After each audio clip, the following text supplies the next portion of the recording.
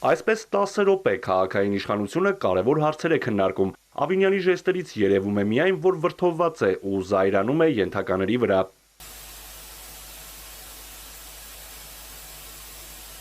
Հետո պարզվեց, որ տեխնիկական խնդիրն իրենց օգտին է եղել։ Քաղաքապետն ասել է բաներ, որ չէր ուզի լսելի լինեին։ Մեր բախտից ասեմ, որ սկզբում ձայնը չէր աշխատում եւ որոշակի անախորժ բաներ ուղիղ եթեր չգնացին, որի համար ուրախ եմ։ Չլսվող հատվածում հավանաբար տերևները չայրելու վերաբերյալ քաղաքապետի հանձնարարականը պատշաճ չկատարելու հարցն է քննարկվել։ Եթե մենք խոսացել ենք օդի որակի մասին եւ ասել ենք, որ տերև չպետք է վառվի, ոչ մի քաղաքապետարանի աշխատակից չի կարող հետո պարզվի ինչ որ միտեղ որ տերև է վառում։ Վարչական շրջանի ղեկավարի պատասխանատվությունն է նույնիսկ դա հասկանալ, ամեն ինչ չի որ մատով պետք է ցույց տրվի։ Եվ սա վերաբերում է բոլորին, հարգելի գործընկերներ։ Բոլորին։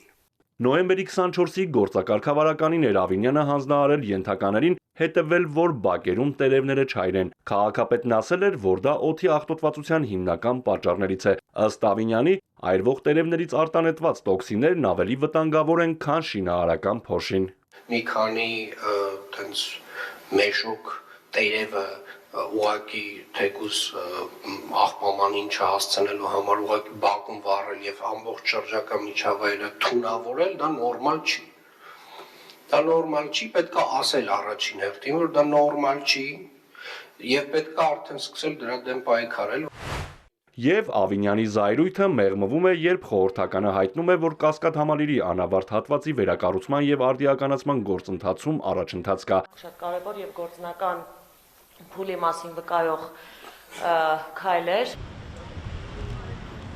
Համալիրի անավարտ հատվածի վերակառուցման համար պայմանագիր է ստորագրվել ներդրողի հետ։ Իրապես շատ կարևոր պայմանագիր ենք ստորագրել, շատ բարդ գործընթացներով անցած եւ տասնամյակների խնդիր ենք դրանով լուծում։ Պարոն Սարգսյան,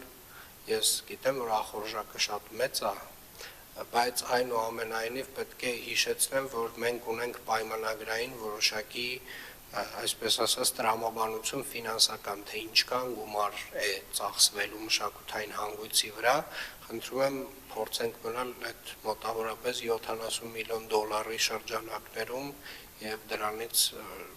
շատ ավել չանցնենք։ Կասկադի վերակառուցման եւ արդիականացման համար նախատեսված նախնական գումարը 50 միլիոն դոլար է եղել։ Աշխատանքները նախատեսվում է ավարտել շինթույլտվությունը ստանալուց հետո 5 տարվա ընթացքում։ Արթուր Հակոբյան, Էպիկենտրոն։